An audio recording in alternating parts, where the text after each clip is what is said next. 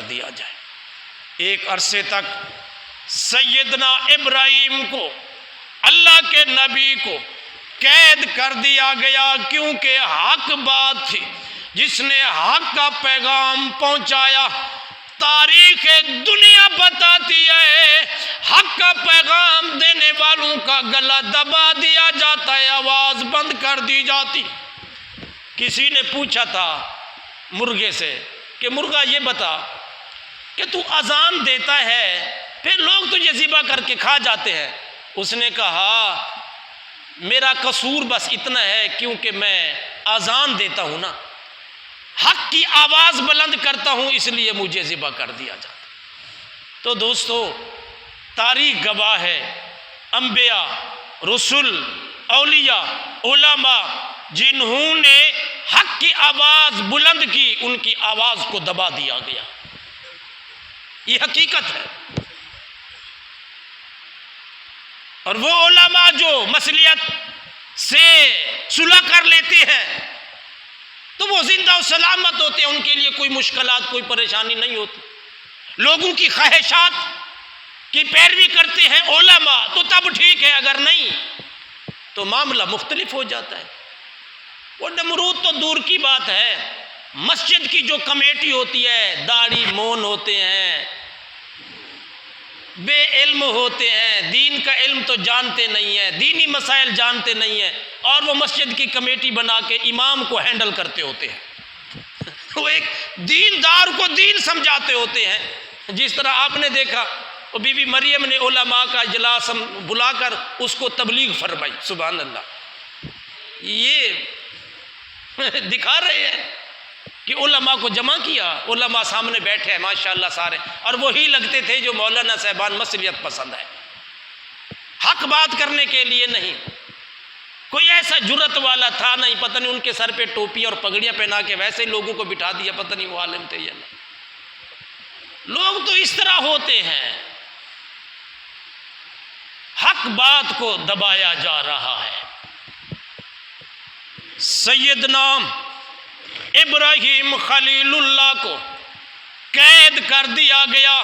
نمرود نے اپنی مجلس سے اور مشاورتی کمیٹی سے، مجلس عاملہ سے، مجلس شورا سے، ارکان سلطنت سے مشاورہ کیا، مشورہ کیا، ان سے کوئی تجاویز لی۔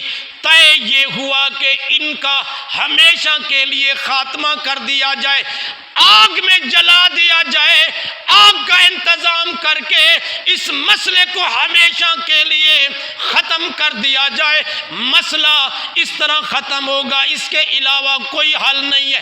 نمرود نے اس مسئلے پر عمل درآمدی کے لیے صاحب کو متحرک کر دیا، سلطنت میں اعلان کر دیا گیا کوئی شخص بھی پیچھے نہ رہے، ایک حویل بنا دیا جائے جو 90 فٹ لمبائی ہو، 60 فٹ چوڑائی ہو اور 40 فٹ اونچائی ہو۔ یہ بڑا حویل، یہ 4 دیواری تعمیر کی جائے۔ 4 دیواری تعمیر ہو گئی، آخر وقت لگا، اللہ کا نبی قید خانے میں بند ہے۔ جرم یہ ہے کہ وہ حق کی بات کہتا ہے، اللہ کی پہچان، راستہ ہدایت پہ لانے کے لیے پیغام حق دیتا ہے، لوگ نہیں مانتے۔ اللہ کے نبی قید ہیں، ادھر تعمیر ہو گئی دیواریں۔ نمرود نے کہا او میری رعایا، ہر شخص کچھ نہ کچھ اپنی طاقت کے مطابق لکڑیاں اس حویل میں، اس 4 دیواری کے اندر میں ڈالتا رہے۔ خبردار اگر کسی نے اس میں کوتاہی کی تو ابراہیم کے ساتھ ان کو بھی جلا دیا جائے گا۔ جب وقت کا بندہ فرعون بن جاتا ہے نا، پھر نہیں دیکھتا کہ اس کو سزا دینی ہے، یہ سزا کا حقدار بھی ہے کہ نہیں ہے۔ آپ عقل مارا جب تکبر آ جاتا ہے تو پھر انا کا مسئلہ ہوتا ہے، انا کی تسکین کے لیے خون بہانا معمولی بات ہوتی ہے، عزتیں برباد کرنا پھر معمولی بات ہوتی ہے۔ یہ علاقوں کے یہ فرعون قسم کی طبیعت رکھنے والے ذمہ دار یہ کیوں ظلم کرتے ہیں؟ اس لیے کہ ان کے اندر فرعونیت ہوتی ہے دل و دماغ میں، یہ اپنے آپ کو خدا بنایا ہوا ہوتا ہے اور سب غلام اور رعایا سمجھتے ہیں لوگ۔ اللہ اکبر۔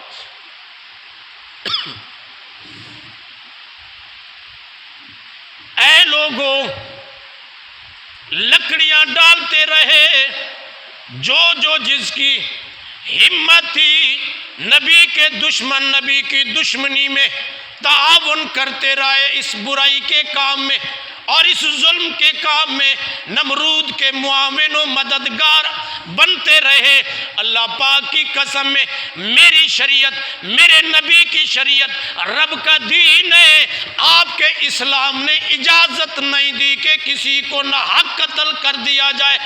3 وجوہات کی بنا پر قتل جائز ہے۔